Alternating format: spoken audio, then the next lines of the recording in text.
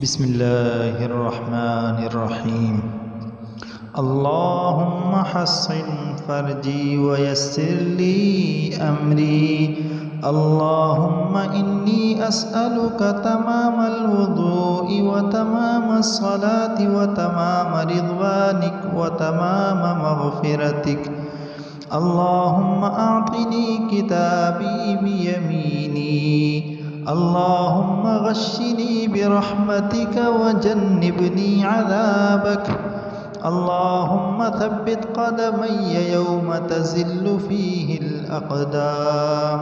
اللهم اجعلنا مفلحين.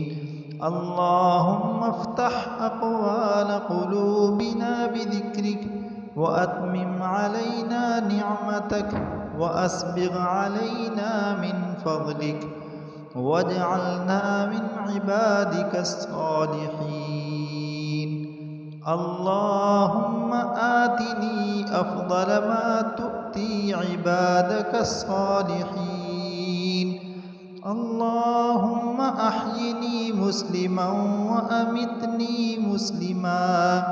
اللهم عذب الكفرة وألق في قلوبهم الرعب وخالف بين كلمتهم وأنزل عليهم رجزك وعذابك.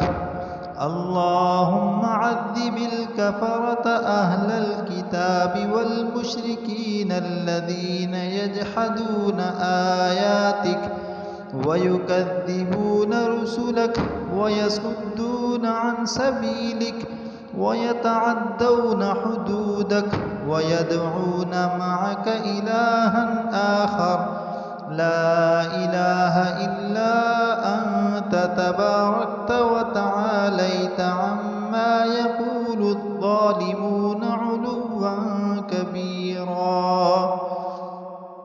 اللهم اغفر للمؤمنين والمؤمنات والمسلمين والمسلمات وأصلحهم وأصلح ذات بينهم وألف بين قلوبهم واجعلهم في قلوبهم الإيمان والحكمة وثبتهم على ملة رسولك وأوزعهم أن يشكروا نعمتك التي أنعمت عليهم وأن يوفوا بعهدك الذي عاهدتهم عليه وانصرهم على عدوك وعدوهم إله الحق.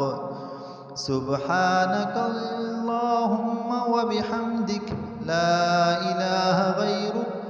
اغفر لي ذنبي وأصلح لي عملي إنك تغفر الذنوب لمن تشاء وأنت الغفور الرحيم.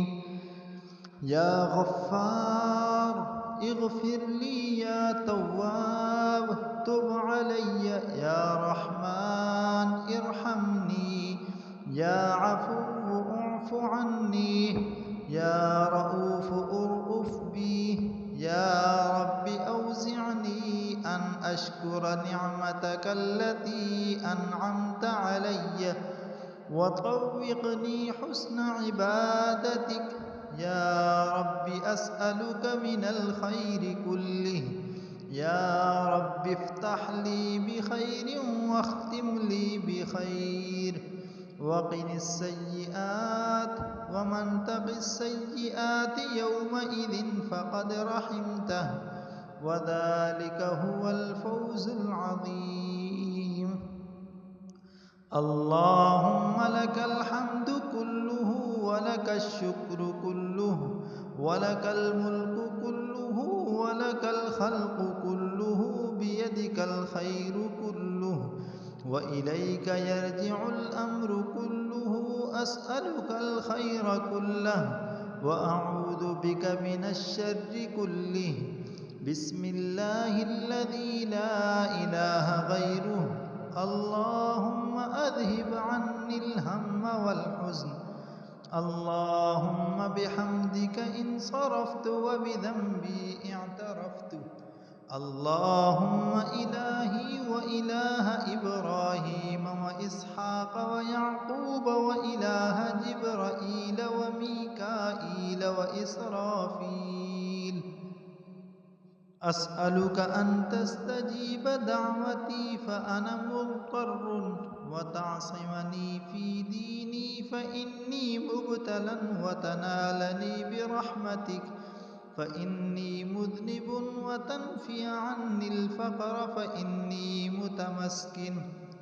اللهم إني أسألك بحق السائلين عليك، فإن للسائل عليك حقا أيما عبد أو أمة من أهل البر والبحر، تقبلت دعوتهم واستجبت دعاءهم أن تشركنا في صالح ما يدعونك فيه، وأن تشركهم في صالح ما ندعوك فيه، وأن تعافينا وإياهم، وأن تقبلنا منا ومنهم، وأن تجاوز عنا وعنهم، فإننا آمنا بما أنزلت واتبعنا الرسول فاكتبنا مع الشاهدين. اللهم آتنا محمدا الوسيلة واجعل في المصطفين محبته وفي الأعلين درجته وفي المقربين ذكره. اللهم اهدني من عندك وأفض علي من فضلك وأسبغ علي من رحمتك وأنزل علي من بركاتك. اللهم اغفر لي وارحمني وتب علي إنك أنت التواب الرحيم. اللهم إني أسألك توفيق أهل الهدى وأعمال أهل اليقين ومناصحة أهل التوبة وعزم أهل الصبر وجد أهل الخشية وطلب أهل الرغبة وتعبد أهل الورع وعرفان أهل العلم حتى ألقاك. اللهم إني أسألك مخافة تحجرني عن معاصيك حتى أعمل بطاعتك عملا أستحق به رضاك، وحتى أناصحك بالتوبة خوفا منك، وحتى أخلص لك النصيحة حياء منك، وحتى أتوكل عليك في الأمور كلها وحسن ظن بك سبحان خالق النور. اللهم لا تهلكنا فجاءة ولا تأخذنا بغتة ولا تغفلنا عن حق ولا وصية. اللهم آنس وحشتي في قبري. اللهم ارحمني بالقرآن العظيم واجعله لي إماما ونورا وهدى ورحمة. اللهم ذكرني منه ما نسيت وعلمني منه ما جهلت، وارزقني تلاوته آناء الليل وآناء النهار واجعله لي حجة يا رب العالمين. اللهم أنا عبدك وابن عبدك وابن أمتك ناصيتي بيدك، أتقلب في قبضتك وأصدق بلقائك وأؤمن بوعدك، وأمرتني فعصيتك ونهيتني فأتيت، هذا مكان العائذ بك من النار. لا إله إلا أنت سبحانك ظلمت نفسي فاغفر لي إنه لا يغفر الذنوب إلا أنت.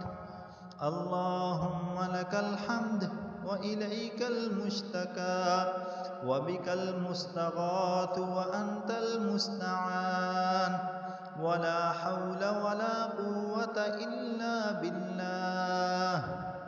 اللهم إني أعوذ برضاك من سخطك وبمعافاتك من عقوبتك وأعوذ بك منك لا أحصي ثناء عليك أنت كما أثنيت على نفسك اللهم إنا نعوذ بك من أن نزل أو نزل أو نضل أو نظلم أو يظلم علينا أو نجهل أو يجهل علينا أو أضل أو أضل أعوذ بنور وجهك الكريم الذي أضاءت له السماوات وأشرقت له الظلمات وصلح عليه أمر الدنيا والآخرة أن تحل علي غضبك وتنزل علي سخطك ولك العتبى حتى ترضى ولا حول ولا قوة إلا بك اللهم واقية كواقية الوليد اللهم إني أعوذ بك من شر الأعميين السيل والبعير الصؤول صدق الله